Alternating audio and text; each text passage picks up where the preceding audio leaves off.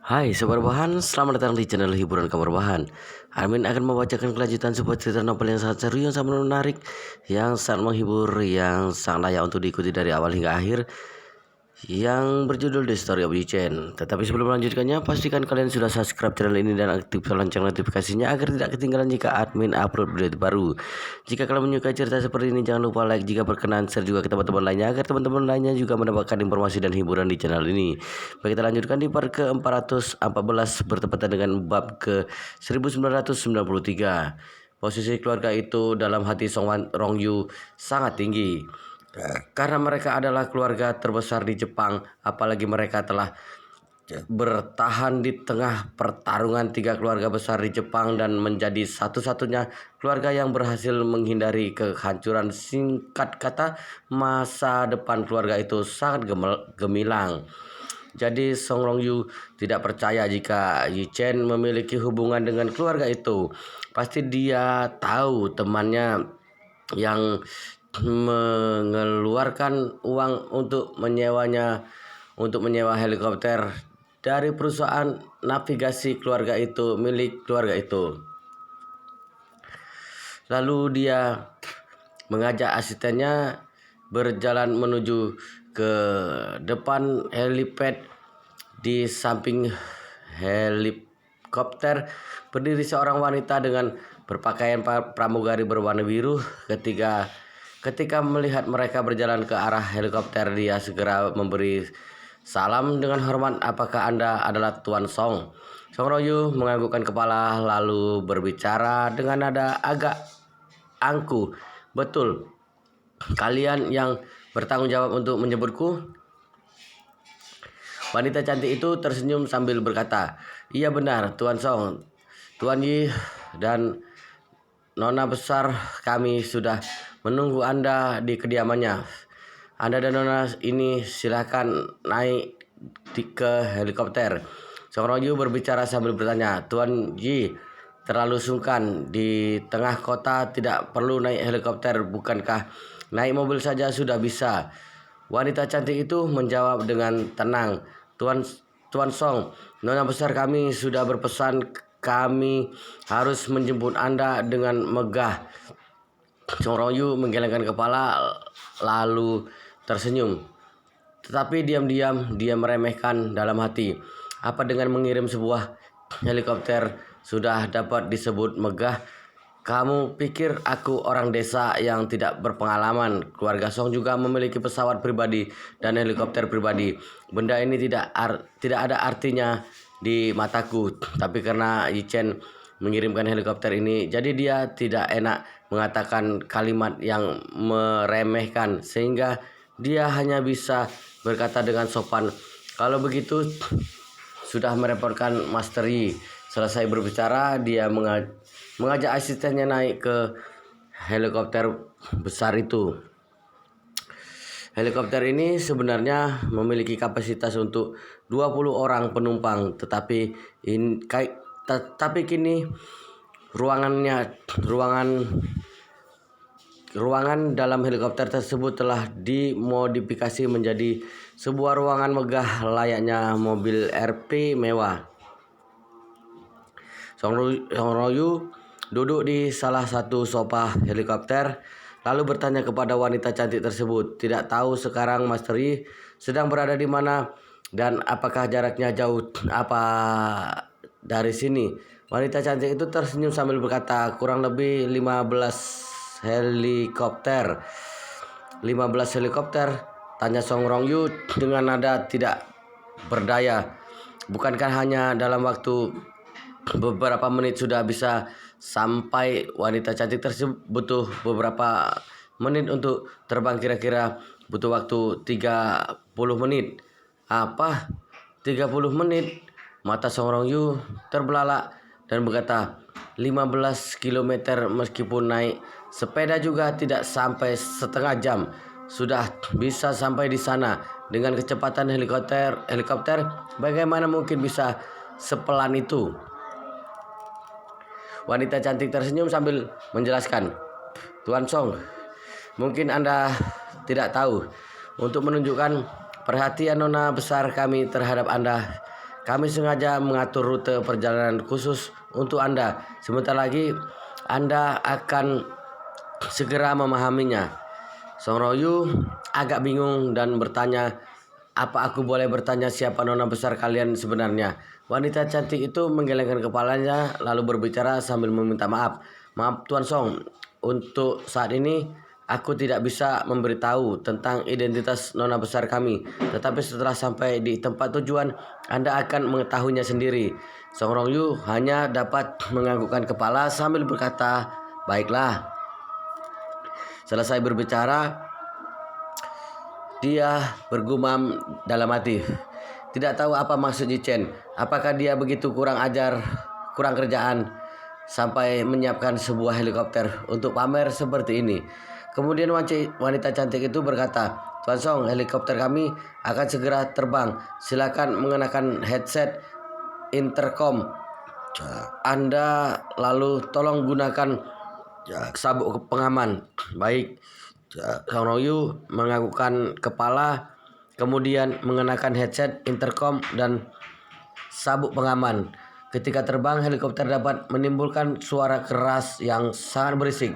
Jadi perbincangan dalam kabin helikopter biasanya tidak terdengar sama sekali. Mengatasi masalah komunikasi, setiap penumpang dan awak helikopter wajib menggunakan headset dengan fungsi peredam suara yang baik. Mengenakan headset selain untuk meredam suara bisik, juga dapat menggunakan intercom dengan radio tanpa kabel untuk berkomunikasi. Setelah helikopter terbang, hanya itu cara mereka untuk berkomunikasi. Kemudian baling-baling helikopter berputar dengan perlahan, lalu berputarnya semakin cepat. Seiring semakin cepat putaran, baling-baling mereka juga mulai naik ke atas. Song Rongyu berpikir dalam hati, kebetulan dengan adanya kesempatan jadi bisa mengamati pemandangan Tokyo dari ketinggian.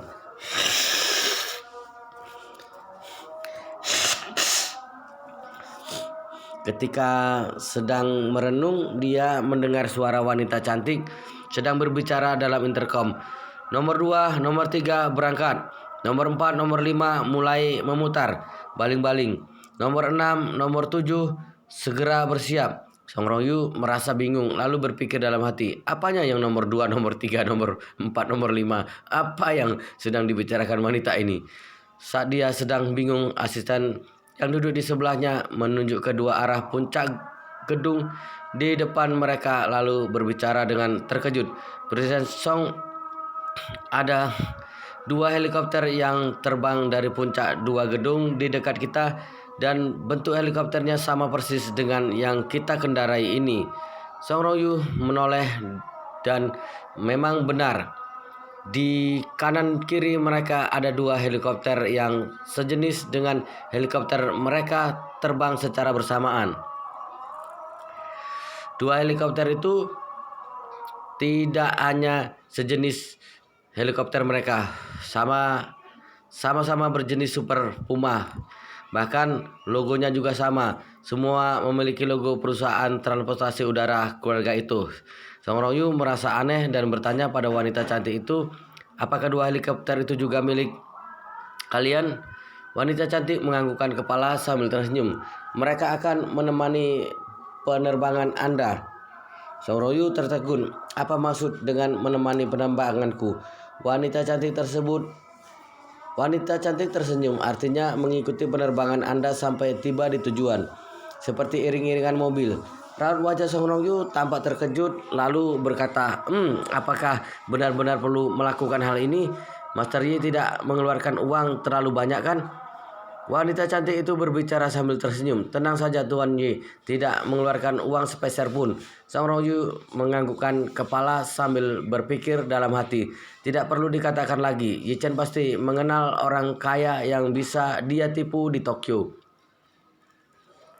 Ketika mereka sedang berbincang, kedua helikopter tadi sudah terbang sama tingginya dengan mereka.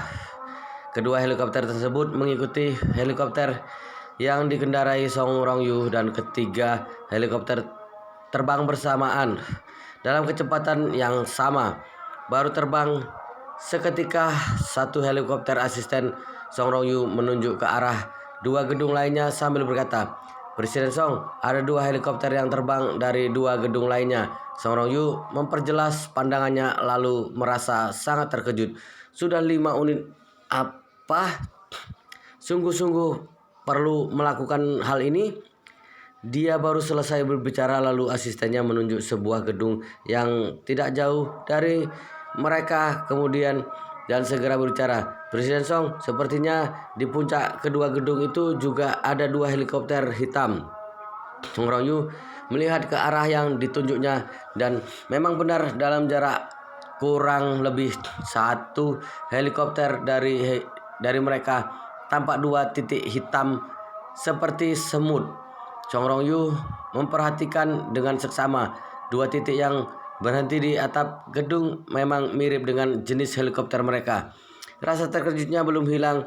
Dua helikopter yang baru lepas landas sudah terbang di depan helikopter mereka. Lalu iring-iringan helikopter mereka dari 3 unit kini telah menjadi 5 unit. Tak lama kemudian dua benda hitam yang besar semut semakin lama semakin membesar di pandangan Song Rong-yu. Dia sudah dapat melihat dengan jelas jika kedua benda itu memang 2 unit helikopter. Kemudian kedua unit helikopter itu mulai lepas landas dan kini iring-iringan helikopter mereka dari 5 unit berubah menjadi 7 unit. Saat ini Song Rong-yu mulai kebingungan. Dia tidak mengerti apa yang hendak dilakukan oleh Yi Chen. Apa perlu menyebutnya dengan cara semegah ini? Saat sedang berpikir, dia mendengar wanita cantik itu berbicara dalam intercom. 2 unit terbang bersamaan kurang efisien. Selanjutnya 4 unit terbang secara bersamaan saja. Dia melihat 4 unit helikopter terbang secara bersamaan, lalu iring-iringan helikopter mereka telah mendekati 20 unit. Song Rong-yu tidak mengerti apa yang terjadi. Dia pikir dalam hati apa yang sebenarnya dilakukan orang itu. Mungkin 20 unit helikopter untuk menjemputnya, padahal jarak yang ditempuh hanya belasan helikopter. Bukankah tindakan mereka ini terlalu berlebihan? Kemudian, siapa sebenarnya teman Yi Chen di Tokyo? Harga menyewa 20 unit helikopter tidak murah. Apa dia tidak sayang pada uangnya dengan cara berpoya-poya seperti ini? Rakyat Tokyo juga terkejut dengan suara iring-iringan helikopter. Satu persatu berhenti dan mendongak ke atas. Mereka kira telah terjadi kejadian penting atau ada orang yang sangat penting datang ke Tokyo. Song Rong-yu tidak dapat menebak motivasi Yi Chen melakukan ini semua dan hatinya semakin bimbang. Dia dan Yi Chen meskipun tidak akrab dan tidak bisa disebut sebagai teman, tetapi setidaknya mereka kenalan lama.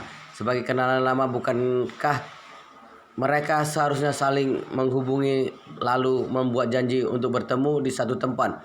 Apa maksud Yi Chen tiba-tiba melakukan hal ini? Dan saat ini dari sisi kanan kiri puncak gedung tinggi masih terus terbang helikopter yang mengikuti iring-iringan mereka. Dengan cepat iringan helikopter mereka telah mencapai 30 unit.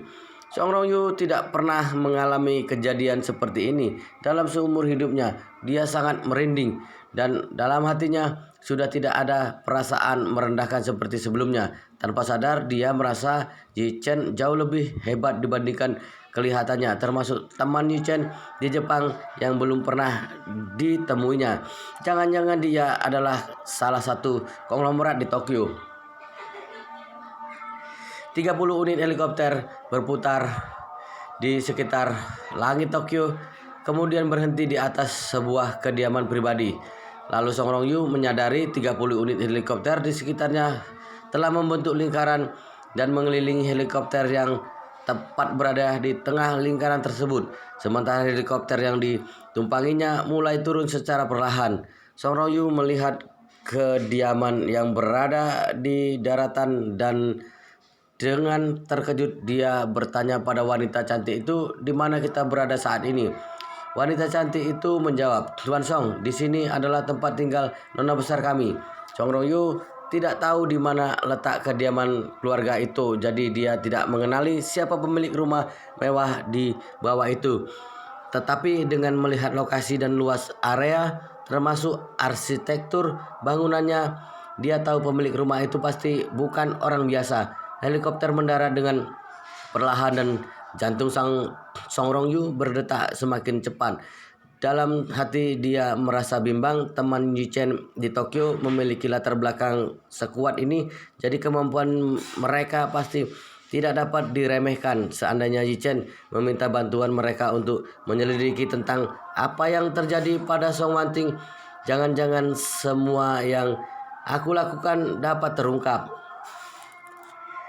Sebelum Song Rongyu berpikir, meski Yu Chen datang ke Jepang, tetap tidak ada artinya.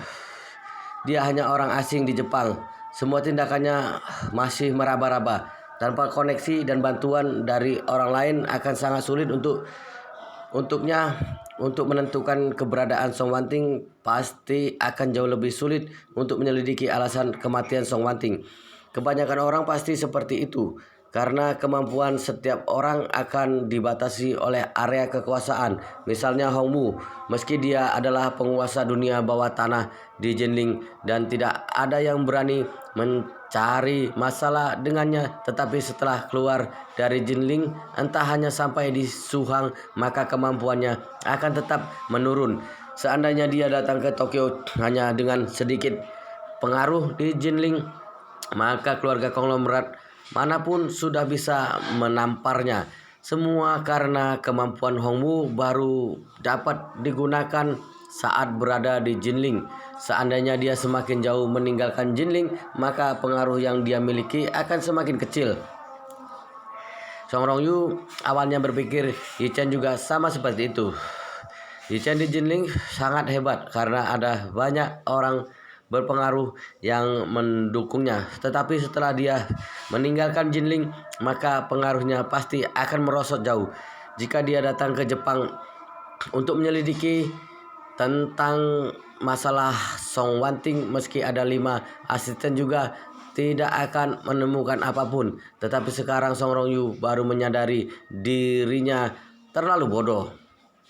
Karena dia sadar Yu Chen di Jepang juga memiliki koneksi yang tidak biasa. Helikopter mendarat pada sepetak padang rumput di belakang taman bunga kediaman itu. Helikopter baru saja mendarat, mereka segera disambut oleh 20 orang mengenakan pakaian seragam hitam putih yang berlari ke arah mereka. Kemudian Kedua puluh orang tersebut berbaris di kanan dan kiri, tampak sangat gagah. Wanita cantik di dalam kabin helikopter turun terlebih dahulu, lalu berkata dengan Song Rongyu, "Tuan Song, silakan turun." Song Rongyu menelan ludah karena tegang. Dia melangkah turun dari helikopter sambil menyemangati diri dan pada saat bersamaan juga merasa tidak tenang. Wanita cantik kembali berkata, "Tuan Song, silahkan ikuti aku." Tuan Yi dan nona besar telah menunggu di ruang tamu. Song Rongyu segera bertanya dengan sikap rendah hati, "Nona, bolehkah aku bertanya siapa sebenarnya nona besar kalian?" Wanita cantik tersenyum lalu berkata, "Dia akan memberitahu secara langsung kepada Anda mengenai identitas dirinya." Song Rongyu berusaha tampak tersenyum dengan tenang meski hatinya sangat kalut. Dia dapat melihat jika kediaman megah di Tokyo dengan lokasi strategis, harganya pasti ratusan juta RMB. Keluarga yang memiliki kediaman ini pasti memiliki kemampuan jauh di atas keluarga Song. Wanita cantik tersebut mengangkat tangannya sebagai tanda mempersilahkan, lalu sambil tersenyum dia berkata, "Tuan Song, silakan lewat sini." Song Rongyu yang Sedang Kalut hanya dapat menganggukkan kepala sambil memaksa dirinya untuk mengikuti wanita cantik itu. Dia mengikuti wanita cantik itu mengitari halaman bunga dari kediaman itu. Kemudian mereka melalui sebuah koridor panjang dan tiba di depan kamar dengan arsitektur Jepang kuno. Wanita cantik berkata pada dia dan asistennya, "Anda berdua silakan tunggu sebentar. Aku akan melaporkan kedatangan Anda." Song Rongyu mengangguk dengan cepat. "Silakan, kami akan menunggu di depan pintu." Wanita cantik itu masuk ke dalam lalu bertemu dengan Yi Chen dan itu Nanako yang sedang minum teh dan berkata, "Tuan Yi, Nona besar, tamu telah tiba." Itu Nanako menganggukkan kepala lalu berbicara dengan nada datar, "Persilakan mereka masuk." Banting secara Wanita cantik segera menjawab, "Baik Nona besar." Lalu dia segera menuju keluar dan berkata pada Song Rongyu, "Tuan Song, silakan masuk." Asisten bertanya dengan suara kecil di samping Song Rongyu, "Presiden Song, apakah aku perlu ikut masuk? Aku agak tegang. Lebih baik aku tidak ikut masuk." Song Rongyu melihat raut wajahnya yang kebingungan. Tahu dia berani masuk karena sudah dikejutkan oleh cara penjemputan yang tidak masuk akal. Dia menghela napas dalam hati, "Kamu agak tegang. Kamu tidak tahu aku sekarang Kalut setengah mati." Tapi dia tahu asistennya masih bisa mundur tetapi dia tidak bisa. Jadi dia hanya dapat berbicara dengan tidak berdaya. "Kalau begitu, kamu tunggu aku di luar." Asistennya merasa lega lalu menganggukkan kepala dengan bersemangat. Song Rongyu memberanikan diri melangkah masuk ke dalam. Saat masuk dia melihat Yi Chen yang sedang minum teh. Saat ini Yi Chen masih sama seperti dulu. Dengan wajah tenang dia melihat Song Rongyu masuk lalu melambai kepadanya. Di depan Yi Chen duduk seorang wanita Jepang yang tampaknya masih muda. Wanita itu mengenakan kimono dan dia tidak hanya cantik tetapi tampak lembut dan bersahaja. Song Rongyu langsung mengenali wanita itu. Saat ini hatinya bergejolak dan dia bergumam sendiri, wanita ini, bukankah wanita ini adalah nona besar dari keluarga itu yang terkenal dengan nama itu Nanako? Jangan-jangan teman yang dimaksud oleh Yi Chen adalah dia. Song Rongyu pada saat ini merasa pandangannya terhadap kehidupan normal masyarakat dan hubungan sosial mengalami pergolakan besar. Dia tidak menyangka Yi Chen dapat memiliki koneksi dengan nona besar dari keluarga itu. Dan yang lebih menakutkan lagi, saat ini nona besar dari keluarga itu yang mengenakan kimono berlutut di depan Yi Chen seperti seorang pelayan yang sedang menuangkan teh dengan sopan dan hormat. Hal ini sangat tidak masuk akal. Di dalam hatinya Song Rongyu berteriak sambil putus asa. Apa yang terjadi sekarang? Apakah orang Jepang juga percaya pada Feng Shui dan metafisika? Jika tidak, bagaimana cara Yi Chen dapat menipu itu Nanako? Ketika dia masih merasa terkejut dan bingung, Yi Chen melihatnya masuk seperti berjumpa dengan anak dari temannya, lalu tersenyum dan melambaikan tangan sambil berkata, "Hai Rongyu, cepat kemari dan silakan duduk." Song Rongyu melihat wajah Yi Chen yang tampak tenang malah semakin bingung. Lalu berpikir dalam hati, hubungan Yi Chen dan Song Wanting sangat baik. Mengapa Song Wanting sudah menghilang lama lalu Yi Chen juga sudah ke Tokyo tetapi tidak pergi mencarinya, malah tampak tenang dan masih bisa minum teh di kediaman keluarga itu. Meski Song Rongyu merasa kebingungan tetapi dia masih memaksakan diri untuk duduk di depan Yi Chen dan berbicara dengan sopan. "Apa kabar Master Yi?"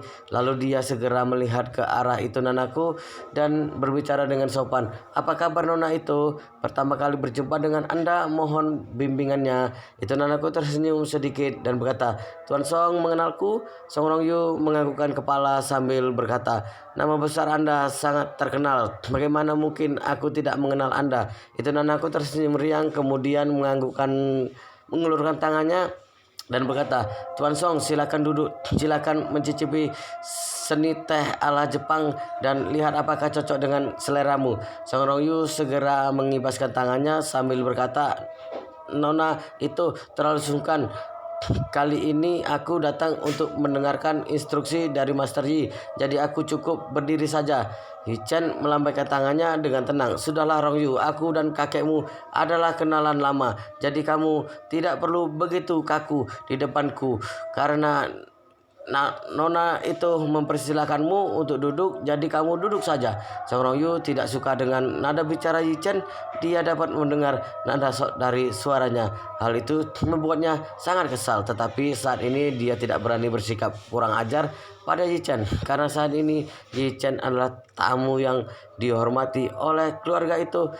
Posisinya sekarang sangat terhormat. Lalu dia segera berbicara dengan sopan dan hormat. "Karena Master Yi sudah berkata demikian, jadi aku hanya dapat menurutinya." Kemudian dia baru duduk di sebelah Yi Chen. Setelah duduk bersila, Song Rongyu merasa semakin kalut. Dia tidak mengerti apa yang sedang direncanakan oleh Yi Chen. Kemudian Yi Chen mulai bertanya kepadanya, "Rongyu, apa yang kamu tahu mengenai masalah yang terjadi pada Wanting? Coba ceritakan padaku." Hati Song Rongyu berdegup kencang, tetapi dia berusaha mengontrol diri agar wajahnya tampak tenang, lalu berkata, "Master Yi, kejadiannya seperti ini. Beberapa waktu yang lalu, Wanting ingin bekerja sama dengan perusahaan Jepang Nippon Steel. Jadi dia mengajak beberapa orang datang ke Jepang untuk berdiskusi dengan pihak Nippon Steel. Tetapi semalam tiba-tiba terjadi kecelakaan karena mobil SUV yang dia kendarai mereka di pegunungan Kabupaten Nishitama terjatuh ke jurang. 3 orang penumpang yang lainnya mati di tempat, tetapi Wanting sampai saat ini masih menghilang." Yi Chen menganggukkan kepala lalu sambil menatap dia bertanya, "Apa penjelasan dari Departemen Kepolisian Metropolitan Tokyo?" Wow, luar biasa sekali guys, ceritanya sangat seru, sangat menarik, sangat menghibur, sangat membuat kita penasaran jika tidak mau tahu cerita kelanjutannya. Tapi sepertinya kita akan mengakhiri video ini sampai di sini dan kita akan melanjutkan di video berikutnya. Pastikan kalian sudah subscribe channel ini dan aktifkan lonceng notifikasinya agar tidak ketinggalan jika admin upload video terbaru. Jika kalian menyukai cerita seperti ini, jangan lupa like, jika berkenan share juga ke teman-teman lainnya agar teman-teman lainnya juga mendapatkan informasi dan hiburan di channel ini. Baik, kita lanjutkan di part berikutnya di video selanjutnya.